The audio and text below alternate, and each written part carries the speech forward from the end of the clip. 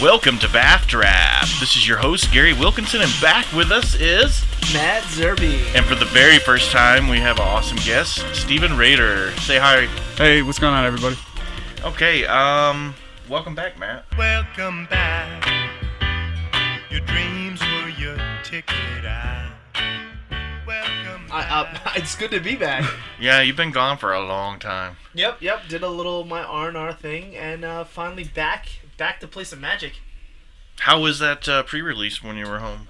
Oh, the pre-release where I got so sick I couldn't even get out of bed. So he didn't get to do it. I did not. I actually did not get to play a single game of Magic the entire time I was on vacation. That's how good my vacation was. I didn't need Magic to enjoy it. Yeah, to enjoy my vacation.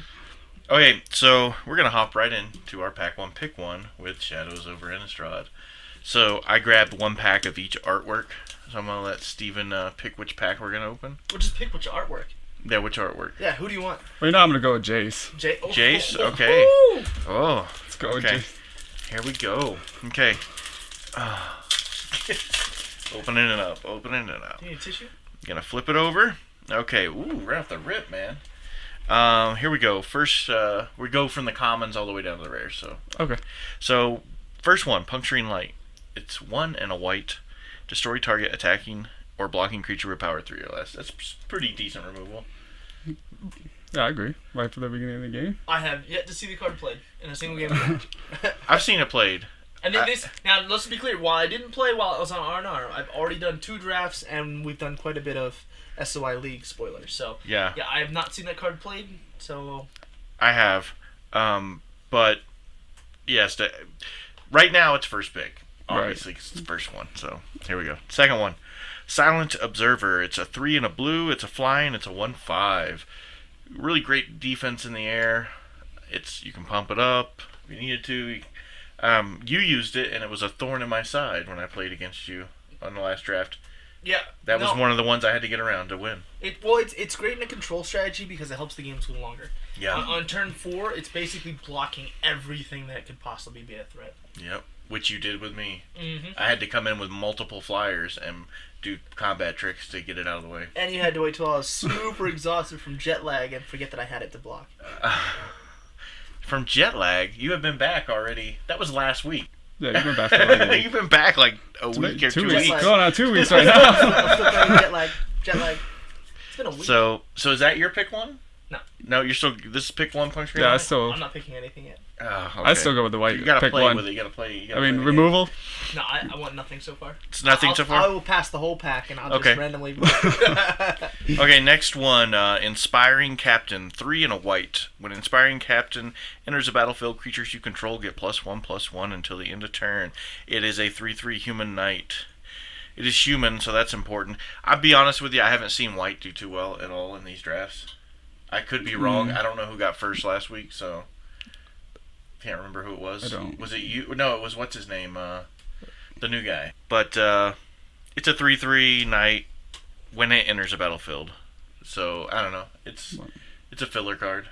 It's a bonkers in humans. Yeah. Humans. It's an anthem in humans. Basically. Yeah. Pause up all creatures 1/1. Yeah. I just haven't. All the creatures get 1/1. That's potentially 5 extra points of damage. Yeah, that's a lot. I just haven't seen... Your 2/2s now become 3/3s and can trade for their 2/2s, and it basically just increases... If you play this, you better be in the mode to attack, because if you're doing... First off, this whole entire set is very combat grindy. Mm-hmm. So, if you drop that, you better... It's good to go ahead and clear the board a little bit. Clearing the board's good. Well, I like doing that. In other... Actually, I think that does clear the board. In other forms, especially, we just got off of Battle of Zendikar where you had a lot of giant, 7/7s and 8/8s and giant things like this. This seems to be a little bit more about the 2/2s and the 3/3s matter. Little lives matter. Right. So in this, I think that this actually is a lot more helpful. I'm piling up those little guys. I like it. Okay. I'll definitely be using Okay. that. Hey, is this still first pickable for you now? Okay, so this comes down to my age-old question of do you take the engine versus the gas, right? Mm-hmm.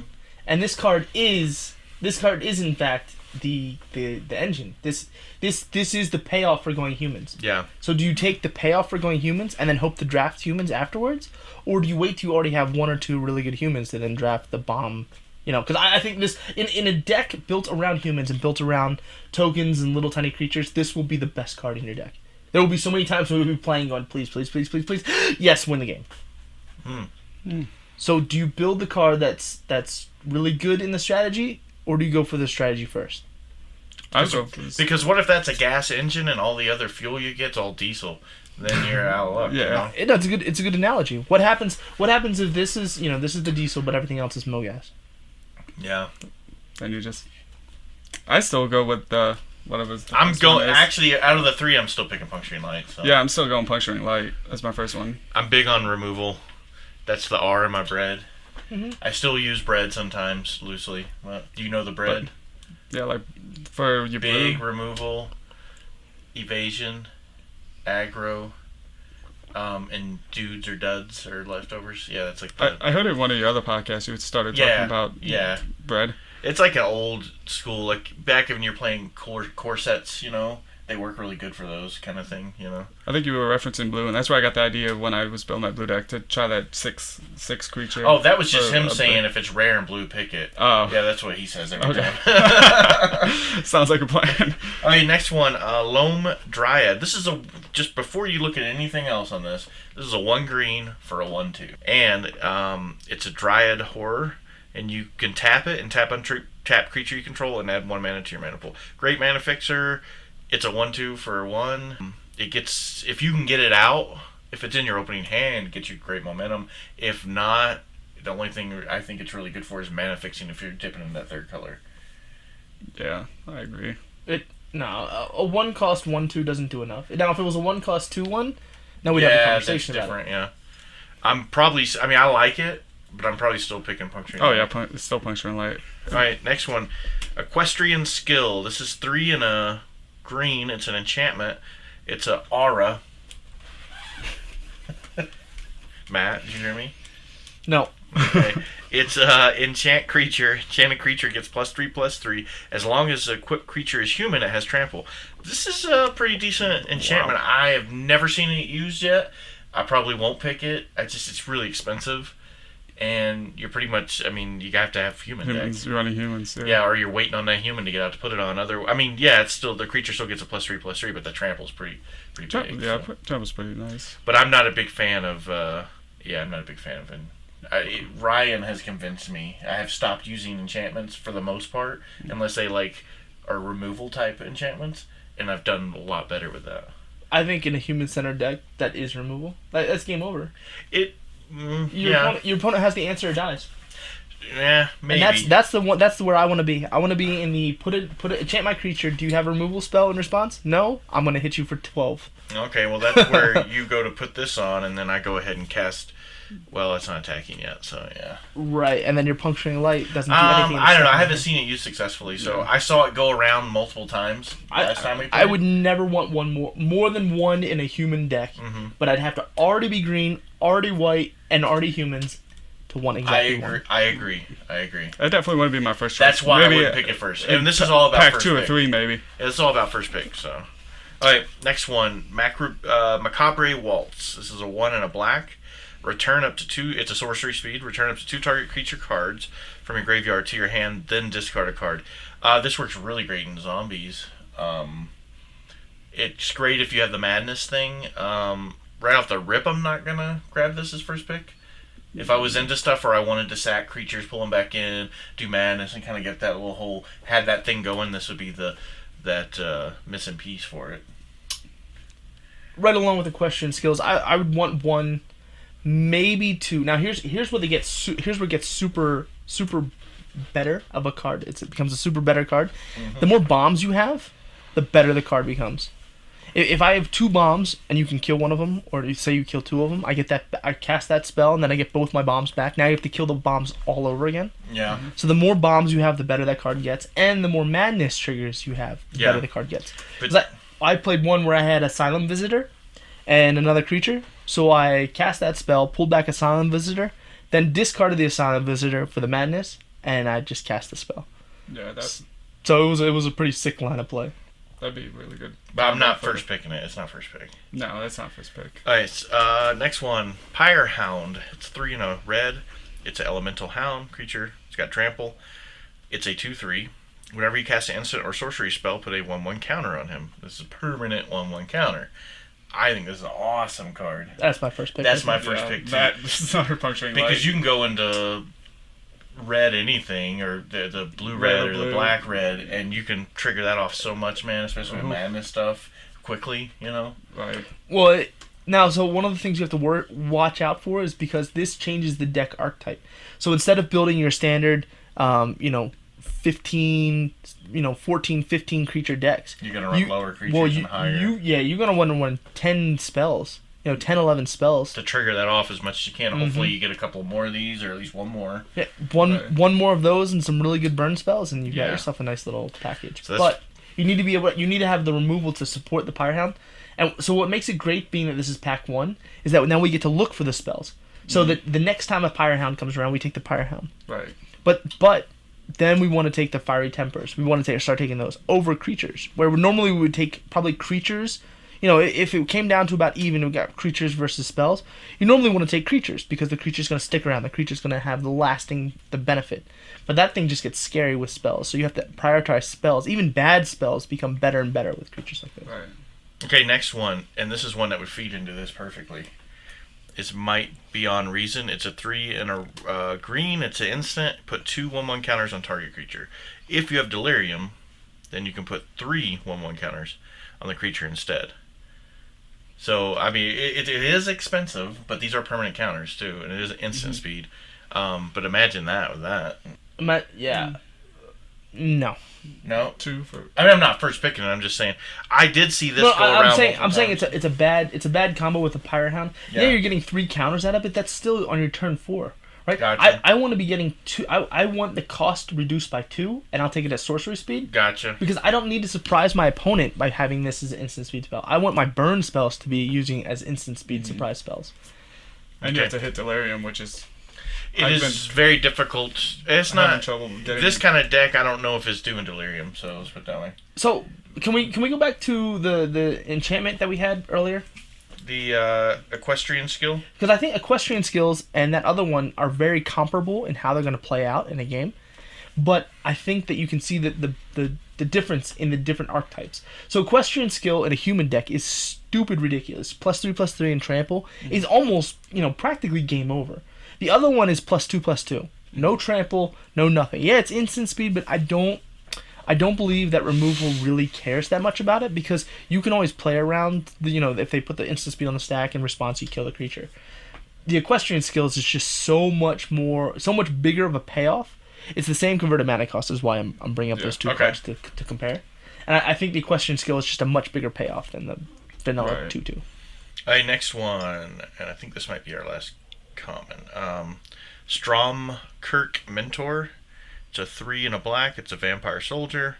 When he enters the battlefield, put a +1/+1 counter on another target vampire you control, and he's a 4/2. If you're running vampires, it's a good solid. I don't know. I had decent success with it. I'm not first picking it, so yeah, that's not first pick. it is it's kind of expensive for its cost. So what? And if you don't have another vampire out and you're not running all vampires, I mean that 1/1's for waste. Right. Well, so what we already talked about is that this is a format with 2s and 3s. Mm-hmm. This is a 4/2, which normally a 4/2 flying would be great, but this is just a 4/2. 4/2 means that it's going to trade down every single time. You're going to attack with it, and they're going to block with their 2/2 or their 2/1. Right. Every time. Okay, next one. This is the first uncommon, Geese's Bidding. It's 2 and black.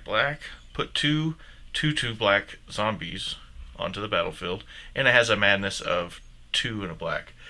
And sorcery speed. You're getting 4/4 for 4. You're getting 2 2/2s for 4. And it's got the madness option. It's a decent card. I don't know if I'd first pick it. I just haven't used it before. I guess that's probably why. So the card's stupid amazing. The card's bonkers ridiculous. I was not expecting you to say that. Well, I haven't seen anything yet, and they're here not that tapped. triggers that. So they're not tapped. Yeah. They don't enter the battlefield tapped. That's 2 2/2s for real. Mm-hmm. And they're trading with the Stromkirk Noble, which costs the same. Which costs the same. and it has Madness to trigger, it's everything I want in a the spell. Madness is good because you can do combat tricks and pop those in as additional blocker. It just really screws somebody up. In this format, I believe a 2/2 zombie is actually worth a card. Now, it's not worth a card that I put into my deck, let's say, but I give it a card's worth of value, if that makes any sense. Right? So anything that gives me a 2/2 plus something else is giving me a card's worth of value plus whatever the other thing is. This is giving me 2 cards worth of value. It's giving me Madness for discard outlet. And it's also giving me a sorcery, which is actually one of the harder things to get in the certain deck types, because it's a sorcery that counts as your creature slot. So if I was laying out my draft, I would actually put that spell up into my creatures, not into my spells. So it's sorcery for free in Delirium, where I can run more creatures and get Delirium easier. I think the card does everything you want in this format. So that's your first pick? That's my first pick. All right.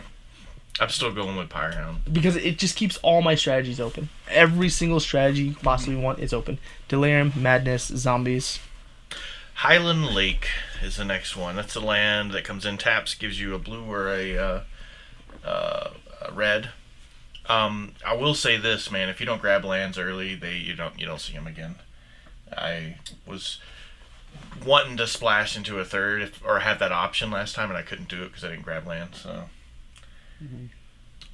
It's a land. I have never felt inclined even remotely to go into 3 colors. I don't think it's needed. I think each of the colors is so heavily supported that you can go deep into that color, splash a little bit of a second color, and you're good to go. So I'm not gonna pick it unless I was already in those colors and it came around. Yeah. But I've never even used these actually in this whole draft thing. Because I haven't, I mean, sometimes I run into mana issues, but I haven't. I don't know. If it came around, second round, I didn't have something else going, I'd grab it. Yeah, if you were decided that you're going to force 4 colors like certain people, that would be a first. No, but I'm dead serious. That would be a first pickable card. Like if you set out in the mindset, I'm going to go 4 colors. I'm going to take all the best of the best, right? Tell me, it would not be awesome to play the Giss's Bidding, the Pyrehound, and the Piercing Light. Yeah. All in the same deck. Yeah. I would force pick all the land and then take those early. Then I can go whatever I want. Very similar to how Cons was, but I think the downfall is without Morph, you're not going to get the payoff. Next card. This is Enchantment Sinister Concoction. 1 black. This is just sick, dude. It's got a lot of stuff. Okay, so it's 1. Matt's like ecstatic over here. Well, no, this is the one we talked about on the preview kind of podcast. How it's got like all this. Is this the one where it's got all this stuff you got to do it? Yep. So, but it feeds into things. That's the cool thing about it. Okay, so you pay. It's an enchantment, but you can pay 1 black, pay 1 life, put the top card of your library into your graveyard. So put the top card of your library into your graveyard, feed into Delirium possibly, discard a card, feed into Madness, sacrifice this, and destroy target creature. I think is awesome. I'm picking this. First pick. Fun, so fun. That play so well into Delirium. And then you can discard that you can do so much. You can discard that 1 Madness card and then get your 2 hold on, let's be clear. It's black, destroy target creature. Yeah. Black, destroy target creature. I mean, yeah, it's not black, colorless, destroy target creature, like old Doomblade, but it's just as good as Doomblade. Alright, next one. Wow. I'm so tired of seeing this card. I have like 8 of them or something, and this is... I Puka traded way too early. Burn from Within. X red. Sorcery. It does X damage to target creature or player. If a creature is dealt damage this way, it loses indestructible until the end of turn. If that creature would die, exile it instead. This is... That bottom part, the indestructible part, is okay. I mean, there's only a couple of creatures indestructible. The only thing is, I've had this and used it, and it seems like it's great, but it really isn't all that. There's not a lot of super mana ramp in this particular block, so... It's Fireball. It's Fireball. To your face. It is. Top deck hits you for 6, game over. Yeah, there is no better rare. You probably get 6 or 7 lands. There is no better rare. Yeah. Alright, so if we're first picking that. Maybe. Don't get me wrong. I'm going to grab it if we're drafting, yes. Because I can kill creatures, I can kill players, I can hold it in my hand, do the final blow. And actually, I did do that on 1 game. Yeah. The 2 drafts ago, I did that. And say you're lucky you pull 8 or 9 lands, you're doing 7-8 damage in game that they probably. It's one of those ones you want to be careful with, and just play it at the right. That's not something I play right away, but yeah. All right, here's a flip card. Gat Staff Arsonist. It's 4 and a red. It's a human werewolf. At the beginning of each upkeep, no spells were cast. Last turn, transform it. It's already a 5/4. When it flips, it's a 6/5 with menace. This is, that's a pretty nasty card, by the way. It's already a 5/4. It's a pretty big creature. So, and then it flips over for a 6/5 with menace. It's a pain in the ass. Didn't you use that on me? Mm-mm. No, not you had something one. else. You had the one that does 1 damage. Yeah. Yeah, that one was. I think when we were playing, I used that against you, and it became. I think so. Big problem. It became a little bit of a problem, but it's just it's difficult to. But yeah, the burn from within is. If it wasn't the burn from within, I would probably. Probably grab that actually. Over Sinister Concoction? Yeah. Yep. Yeah. Yeah. Well, what happened? What happened to your bread? I guess you consider that a bomb. That's removal. Yeah, it is. Yeah, it's R. Sinister Concoction is removal. Yeah, it's true. And that the Artisans is not bomb. Here's what I would really do if we were in the draft. That's what I'd actually do. So. Yeah, Burn from Within is the pick. Like there's it's not really that close. The only thing you can look at is colors. You know the only thing I didn't see in here? I didn't see green. Well, that green creature. I didn't see the werewolves. Other than that red one. There was no green, no blue. No. Yeah, this is odd. There was a bad white card. So this gives you something for going in the future, right? Mm-hmm. So you can know what's going to come back to you. There was a decent red card and a really bomb red card. Right. There was a bomb black card and a decent black card. So if you take the red and you pass the packs, chances are the next guy is going to take black. The guy after him is probably going to take the black or red card. The guy after him is going to take whichever other one. So that means that a black, a red, a black, and a red card are the next cards that are all being taken. Mm-hmm. So when you go through and your next cards that you're passing down, if you keep feeding them black and red cards, and let's say the next pick you find a really good blue card, you'll know that blue is going to come back on the way back because the next 4 people aren't taking blue. Right. They may splash into it, but you know what they're going to take. That way you can either cut them off if you need to. If they're drafting properly. Yeah. If they're drafting ideally, or it's hard. Sometimes it's hard to predict too. So. But you can also then tell what other people are drafting based on what wheels. Let's say the Pirate Hound comes back around. Mm-hmm. That tells you that neither the 2 players down there, neither the 3 players down there is all playing red at all, and red's completely open around the whole table. So that's one thing you can look at in the draft. So if your Pirate Hound comes back around, if your Gissa's Blessing or the Gissa's, what is it, Blessing? No, it's Gissa's Bidding. Bidding, Blessing, same thing. Yeah. If that comes back around, that tells you that your black is going to be open because, or just people don't value the fact that you're getting 2 zombies for 5 or 4 mana. Okay, so how about all them free drafts we've been doing? How about all them? Let's do another pack one, pick one. You want to do another pack one? So Wizards, I have like boxes of cards now that Wizards gave us a bunch of. Well, I gave Drew. Drew had asked Wizards, told him about our group. Mm-hmm. They gave us 3 booster boxes. Wizards donated to 5 fat packs, 5 dual decks. I want to say 10 starter or draft packs. The little 30 packs. And a bunch of those too. The little 30 yeah, those, those. But man, okay. So which one? Oh, werewolf. We gotta go with Aaron Cord. Okay, cool. Here we go. Picking favorites. Come on, man. I need a Avacon. Okay. An Avacon? Yeah, Avacon. I'm saying stuff wrong all the time. I'm the anti how you pronounce stuff. Okay, so the first one is an enchantment, Vessel of Ephemera. It's a 1 and a white. Did I say it right? Mm-hmm. All right. I guess. To trigger it off, 2 and a white, sacrifice it, put 2 1/1 white creature tokens onto the battlefield. High five? Can we high five on that? I don't like the card. That card is amazing. Yeah, let me pay 5. Let me pay 5 mana. For, you are 2 1/1. You are not paying 5 mana. You are paying 2 mana, and then some point later in the future, you're paying 3 mana. That is completely different than 5 mana. Mm-hmm. If you had to pay 1 time 5 mana to get 2 1/1 spirits, that's a terrible deal. Mm-hmm. But the fact that on turn 2, when, what do they have? A 2/2? Maybe nothing? Probably, you drop that down. It powers your delirium if you need it in white, and white occasionally needs delirium for things. And so, white spirits need delirium especially. Then later on, when you need it, at instant speed you get 2 1/1 blockers. Instant speed you get 2 1/1 spirits that next turn can attack. You do at the end of their step. Now you can attack with 2. That's a serious clock on somebody. That changes from a 1/1 spirit is a 20-turn clock. 2 1/1 flying evasive spirits. That's a 10-turn clock. That is extremely fast. Yeah, I'm still not picking it. Nah, that's first pick. That's first pick. Hard to come close to. All right, here we go. Vessel of Paramnesia. 1 and a blue. 1 blue. Sacrifice this. Target player, not opponent. Player, including yourself. Puts top 3 cards of his or her library into his or her graveyard. Then you draw a card. It's good if you're doing delirium on yourself or doing stuff to put stuff in your graveyard. I would not use it on an opponent.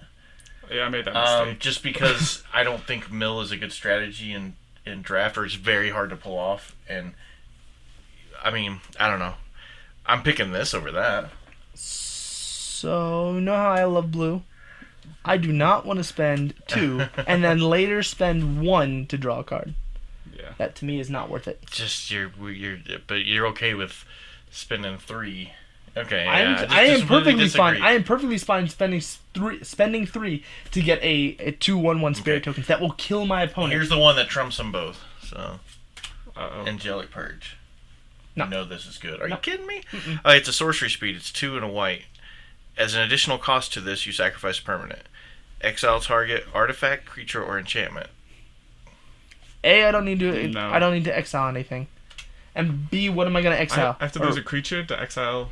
Well, a permanent. No, so you can land, get rid of your land. and it can be clue tokens. Yep. You can lose clue tokens. That's what I'm picking. That I'm No. head first off the diving board right into that. But here's the thing, right? In a matchup, when you're at 4 life, you will use Angelic Purge to kill one of my 1/1 spirit tokens, and I will smile. No, I'm going to use it to kill one of your pain in the ass enchantments, or one of your big giant creatures, or your Westvale Abbey, or whatever that thing is called. No. Alright, next one. Loam Dryad. No. We already saw that last time. Oh, what's this? Okay, here we go.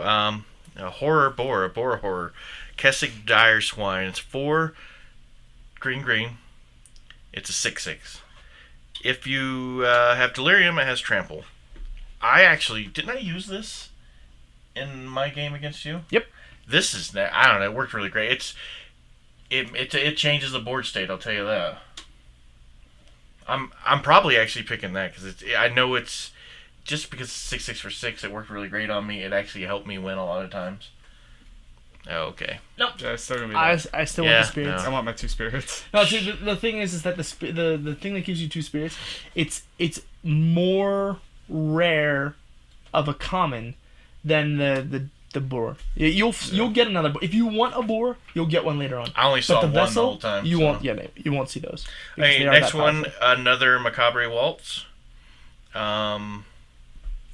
You're still stuck on this vessel. Mm-hmm. Okay, I'm not picking that. You on the vessel? No, I'm not picking the vessel. Oh yeah, I'm still on the vessel. Okay. Yeah. Next one, Pyrehound again. I'm still in the vessel. Still in the vessel? I'm still. Well, everyone with another first might choice. be. This is like a duplicate pack. I don't know if it might be on Reason I again. know. If we'd go on with our first choice, burn within. Yeah. I mean, you come back and get Pyrehound again. Hey, Rancid Rats. I'm changing my mind. I love that card. I always put that card. I love this for a 2-drop. A 2-drop with Death Touch. I love it. It helps me get my defenses up. Yeah, that's for a bit. Yeah. I'm still going the white card. All right, I'm going down. Okay. Because here's the thing: you're sulking, attacking 1/1 that puts a 20-turn clock on me. Mm-hmm. I'll block it with one of my spirit tokens. Well, that's fine. And what I'll also do is just have my other big giant flying creatures just buy kill you your a little little bit of 1/1 time. jumps. I'm just gonna bolt them, or what's that called? Bolt shot, or whatever it is, the one that does 1 damage to 2 creatures. That's fine. Yeah, there's your answer right there. Oh yeah, the other. I'm not worried about little 1/1 flyers. I don't know. Never. You should be. You should have a lot. Because I'm gonna have flyers in there too. Okay. As a man who plays modern, you should be afraid of 1/1 flyers. Okay. I want Rancid Rats. But this ain't modern, buddy. This ain't modern. Right. This is a lot slower. This is Gary's game right here. I wasn't worried about 1/1 flyers on Tuesday. You should be. Or was it Tuesday or Saturday? Was it Tuesday? Yeah. Yeah. I forget what day it is. If we match up, 1-1 Flyers. Okay. Fear the flying. Just fear my 3-3s and 4-4 Flyers. So. Or you can do that 1-5 spirit and just kill it off. That's flying, and you just kill off your little 1-5 1-1 spirit by 1-5. Okay, here we go. These I think this is complete garbage. It's a 4-cost. It's called Runaway Carriage. It's 4-cost artifact creature. It's a construct. It's trample. Yes, it's a 5/6, but whenever you attack or block with a, sacrifice it at the end of combat. You better have some. It does have trample. I just don't like it, man. It's a one-trick pony, man, and it may or may not work. You're out? I'm out. You're out? I'm out. You know what I like about it? It powers your delirium. It does. How It does. badly That do you is need true. a terrible card to power your delirium? I can attest to that. Just in there 3 cards, and you need 1 card, and no one will destroy my little. I'm not saying it's playable. I'm just saying how badly pack 3. Like, let's say this is pack 3, pick 1, and you don't have any enchantments or artifacts. I might be tempted to take it if I really, really, really needed to confirm that I could get delirium. Okay. So you're not picking it, though. Oh, no. Hell no. Okay. Here, next one. Dissension in the ranks. 3 in a red. Instant target blocking creature fights another target blocking creature. I tried this one time, and the math just doesn't work out sometimes. It does in the end of combat, you know. But I'm not a big fan of this. I'm definitely not picking this. Nah. And it's expensive, dude. Well, I mean, let's look at it. It's a 3. It's 3 in a red for an instant speed. Kill 2 creatures. If you're aggressive, if they have block. if they choose to block in such a way that they have 2 3/3s or 2 4/4s, or sometimes only the math 2 don't work 2/2s, out most of the time. right? Then they have to be able to have more power than their toughness, but still want to block. Sounds like these creatures that we're having fight each other are more aggressive, and so wouldn't be blocking in the first place. So we need to jump through that loophole too. We need to be so aggressive that we're playing. Nope, out 100%. Sounds like math. I don't like math. Okay, next one. Morkrut Necropod, a 5 and a black. It has menace, and whenever it attacks or blocks, you have to sacrifice another creature or land. It's a 7/7. So 6 mana, 7/7 with menace. Yeah, and actually, I do like this. But that sacrifice cost is a crazy one. But then again, it's a creature or land, so that's what it has to be a creature or land. By the time you throw this down, you probably have enough land to do your other stuff, I would think. I don't know. I haven't picked it. I did it one time when we did Sealed, I think, and it worked okay, you know. It seems like it'd be all-star in Sealed. It seems like it'd be a bomb in Sealed. Draft, I don't know. I probably would. If it came back around, it doesn't fit any, you know, it's not if it was a zombie, then yeah. If it was pick 6 and there was nothing else I wanted, I could be tempted to play 1 and exactly 1. Now, the cool thing is, I think I took a Dance Macabre over the last. If I have a thing in ice, I'm picking this, because that's a horror. What? Carrying his thing on ice is... Well, it's He loves a his things bad on ice. combo. You can't build around a mythic rare. Okay. So you're gonna take this card. Yeah, all it because needs you're 2 of already in those, blue. a bunch of draw and tutor cards, and instant sorceries, and we're good, man. I'll kill you in one shot. So I'm just messing. Alright, next one. Oh, here's our rare. Don't wait. Tamio's Journal. Tamio's Journal. It's a 5-cost artifact, legendary artifact. At the beginning of your upkeep, investigate. Then you can sacrifice 3 clues, search your library for a card, and you can get a tutor basically and put it in your hand. So, if you have other, out of this pack, I'm probably grabbing that because I do love clue tokens, and I learned that last draft. Like, I am in love with clue tokens. There is too much though. I had too much one time. I know it costs 5, but man, having that, and then you can easily build around that and support and get the clue tokens out because they trigger off each other so well. But chances are, if you pass this, you might actually see it come back around. You don't think so? I saw it go around twice last draft. What's your thoughts? I mean, if you're running clues, I'm still. This makes you run clues if you do. Yeah, so you're running clues now, and then if you've got Burn Within from your the last pick.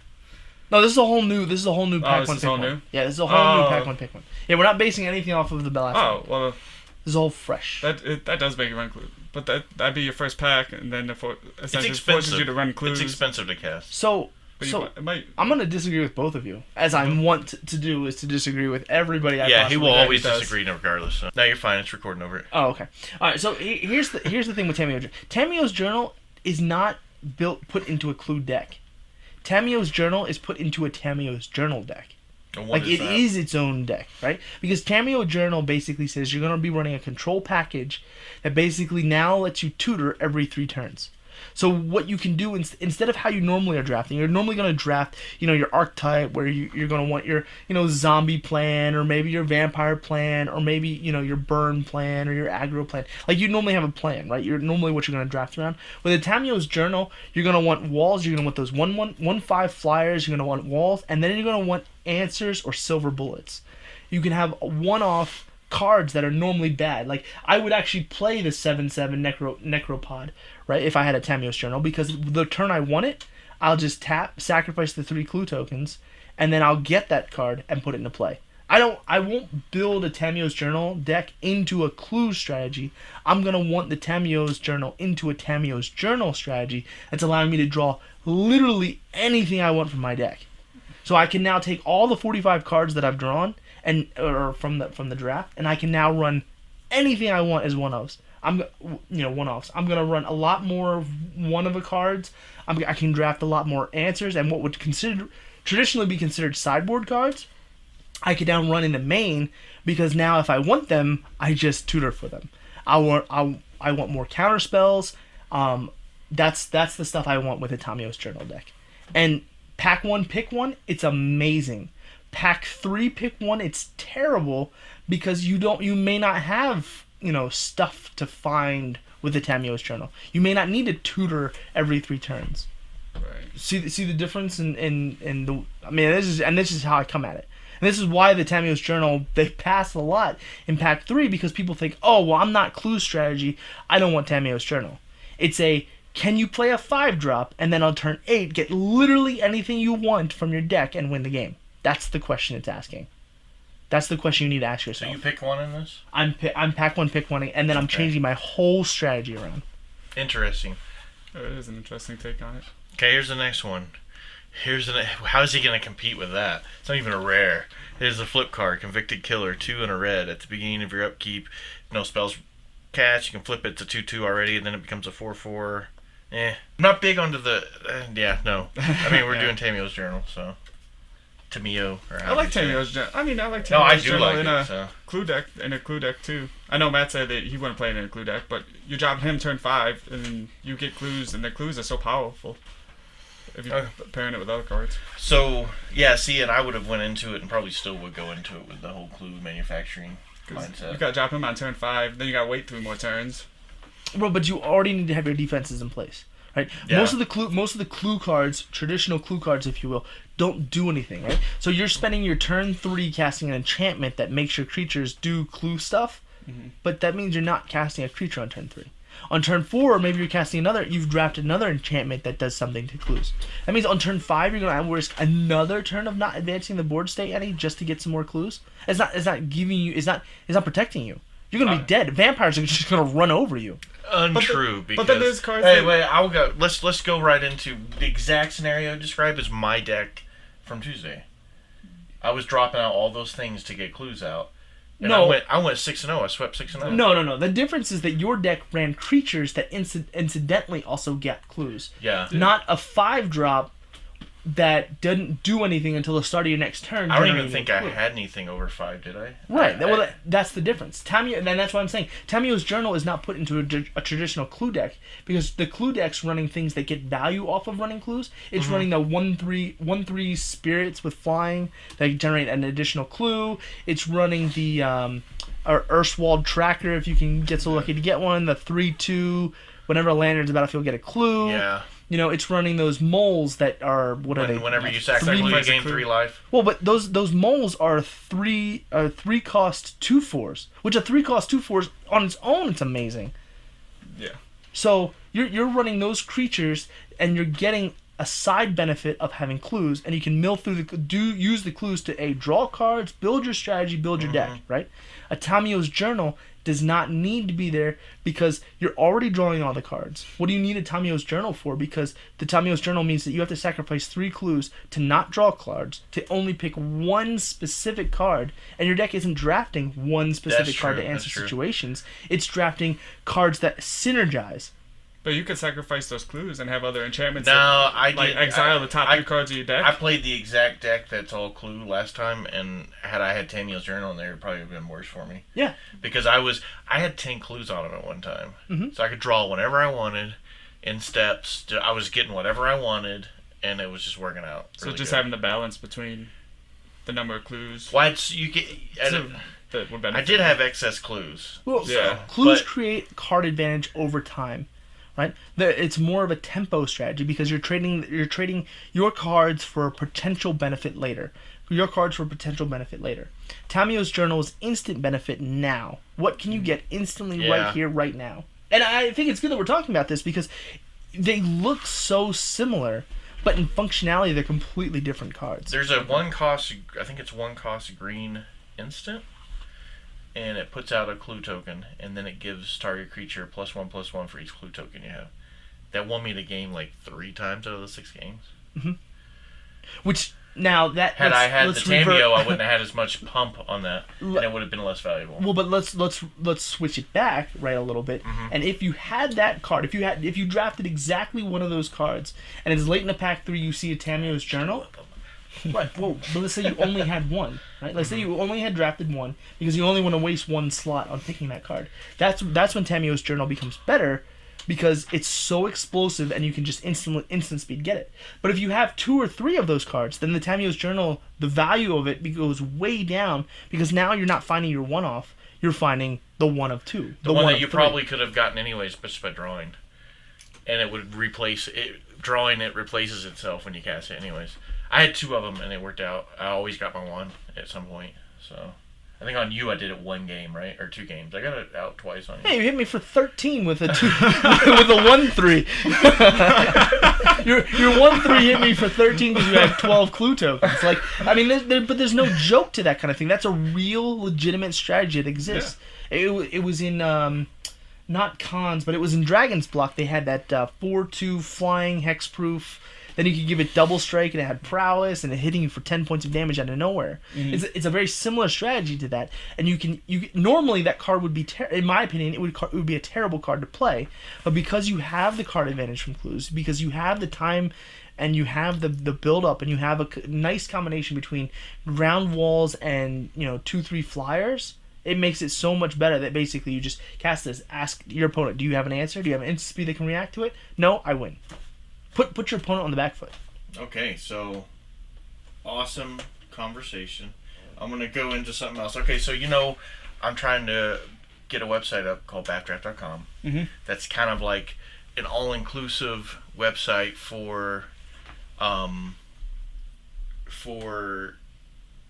gaming, period. Not necessarily just Magic. Hang on 1 second here. Make sure we're still recording. Okay. So I have a friend of ours, a friend of the family. She is a professional graphic designer, Shannon Dugan. She is at sddesignonline.com. So she does it like that's her job, like for a company she does, but she also does it on the side. So these are like the first rough drafts she gave me, so I can still work with her if need be. But there's one. So you want us to look at a picture? I want you to look at the picture. And nobody else can see it. Describe it to the audience because we're a podcast. And I want to get this man's initial reaction. But initial reaction, so it's just gonna be him looking at a bunch of pictures. Oh my gosh! Okay.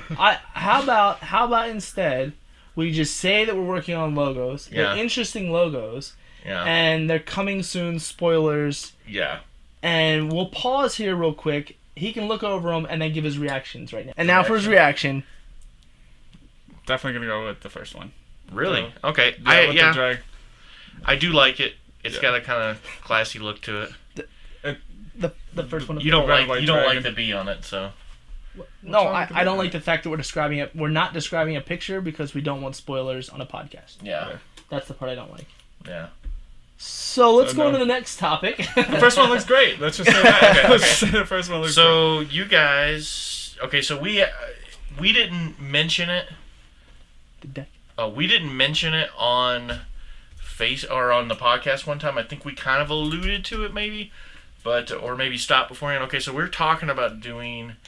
I wrote a blog article about doing a SOI or doing Block League. So Shadows of Innistrad comes out. There's 2 sets in the block. So we're on the first set right now. So the idea is whatever cards we draft or do in sealed or get from event or get from prize support, you build a deck out of those cards only and trade within that pool only, and you build a 40-card deck. And we play each week and kind of keep record of it, just like a league, you know what I mean? Every week the record resets and kind of evolve it into something. It kind of fell apart when I proposed it at first because people one person might be completely interested in it if it was this way, but not at all if it was this way, and then vice versa. So I think Drew and Matt are kind of going to So we spearheaded a SOI League. Yeah. Right. The announcement is an SOI League to all of the people out there. So some of we haven't discussed exactly how the particulars of it are. Yeah. For right now, it's just build a 60-card deck with a 15-card Is it 60 sideboard. or 40? 60. I thought it was 40. No, Oh, okay. it's a Yeah, it looks like No, I'm you build. confused No, too. no. It's what the goal is that it's gonna be standard mirror, but it's standard block or SOI block, and you build a 60-card deck, 15-card sideboard. You just meet. We got an arrangement to meet Thursdays at the MWR over in Vulture's Nest, 1930 to basically That's on the whenever. Disney side. Yeah, it's on the Disney side, so it's great for people It's who Air live over Force there. MWR basically. Yeah. And y'all tested that last night, right? Yes, we went there. They had a table set up, and it was only 3 of us that showed up, so it's really small. We're just getting started. So the only rule is the cards must be from SOI, and they can only be cards. You can only play with cards open during a BAF Draft event. So that's a sealed event. That's the pre-release events. That's any draft events we do, and you can trade. There's no limit on the amount of trades you can do with other players. The cards you can trade that can be played. So you can trade any cards you want. Obviously, we're not going to stop you from Everything trading. has to come from that pool. But everything has to come from the pool of what was open during an official BAF draft. So you can't order cards. The idea is to make it so that money doesn't win. Right. Yeah. Now, as of right now, there's no official format. Like it's not we do bracket tiering. There's no point system. It's just show up, and then what we did last night is you show up and everybody who showed up got a pack. And then we did, the 3 we did matches, I didn't know about that. and we did I round. showed up last night. No. We did round robin. We did I wouldn't round have robin showed up. matches, and then at the end of it, we just played a 3-player game, and it was just just to hang out. And Now, are those packs something you're going to use in the yeah, thing? because it's an official BAF Draft Well, event. you didn't say is that. the SOI League. You didn't put that out. Yeah. So it's misinformation. You might have had more people show up. Well, I might have had more people. Prize show up. support works too, by the way. So yeah. Yeah, Which I guess prize that's easy. prize support counts. Yeah, and anything if you show up at a BAF Draft event and get something, even the pre-release packs that we're giving out as prize support, the pre-release sealed cards, those still count. It just has to be from Shadows of Innistrad. Has to be from Shadows of Innistrad. Now, as far as trade value goes, like how much you decide cards need to be traded for, or whether you're buying or selling cards, it's entirely up between the 2 people. The only thing that counts is that the card pool is limited to what was open during a BAF Draft event. So that's where we're at right now, and where we decide to go with it from the future is up to the group as a whole, up to the community. We'll see where it adapts And from the there. idea was not necessarily you have to come to that Thursday one. That's just a chance for people who may not have a flexible schedule. Like me and you can hook up anytime and play 3 rounds, right? Right. But somebody else may not be able to come over here, but you can go there and play those other people. So, because the idea is to play, like, during the work week, I go play Lunchbox at the shop, and I go play Flowers, and you're next door to me here, so Right. so we we're easy. We can do knock our 9 games total each out, you know what I mean, and then I meet up with Matt on a separate time at lunch or something, or I head over to the Air Force guys' place at midnight or something and go with them. So we will see. Yeah. So, and it was a lot of fun. We did a lot of trading. I'm actually going to be writing up an article on the blog about my experience of the league. Basically, my thoughts of the deck building, my thoughts behind why I'm selecting the number of cards that I'm selecting, And basically, sort of my approach to deck building, if you will. Mm-hmm. And this is just my humble opinion, which is probably wrong, but this is just how I deck build and what I look for, why I sideboard certain cards, what the answers are that I feel, and how the metagame is shaping up. So it's gonna be quite a bit of. And you have the last blog article we have. You wrote about that. And the thing was, you're talking about money. We had a standard league before, or not really a league. We did tournaments for standard, but it really was whoever had been playing for a while and whoever went out and dropped the $700 on whatever the top 8 standard deck was, and that's all you saw. And then any other deck just did horrible. Yeah. And that's pretty. It was red deck wins, Esper control, right? Well, most of the people that actually played had real decks. Yeah. And because it was a unit that was getting ready to go home, and so the people who were going home wanted to have decks to play when they got home. So they had all ordered the cards already, or they had all already ordered the cards. They were all ready to go home and play. They just wanted to play on a more competitive field, and so we introduced the thing where it was a pay $5 then prize support at the end, breakdown. And actually, it actually got to pretty good. I mean, there were boxes of prize support. Yeah, it got real crazy. It was 20 people playing at a time, and it was, there were some budget decks. There were some people who were just like, oh, well, hey, does anyone have a spare deck for me to play? You really only saw like three decks that were winning though. Well, but that's also because the player pool was so limited. But people had a lot of fun playing. Yeah. Say what you want, but people did enjoy it. And I think standard is, or constructed, let's call it constructed, is a healthy format to have. And I think that this SOI League being block style will help people draft better, because you're going to draft similar to what you're building. Because of the limited card pool and the limited card pool you have available, it's going to be more like glorified sealed decks, which then helps you draft more. You'll be playing the cards that you're actually playing in your deck, and you'll not be playing the bad cards. But the biggest thing is that it gets a reboot often.